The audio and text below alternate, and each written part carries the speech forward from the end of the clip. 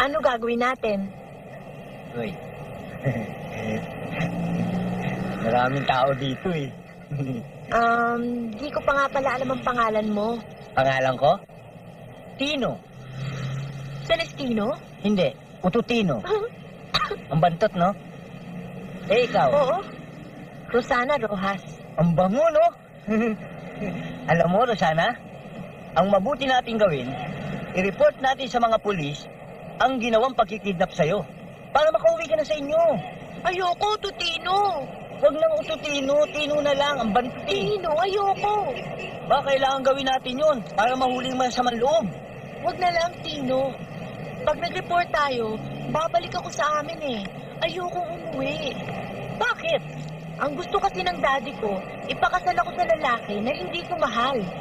Bakit hindi daddy mo pakasal sa lalaking yun? Siya pala may gusto. Isa pa, ang plano yung manirahan sa Amerika. Ayoko doon. Mas masarap manirahan sa sariling lupa, di ba? Ba, siyempre, I love my own.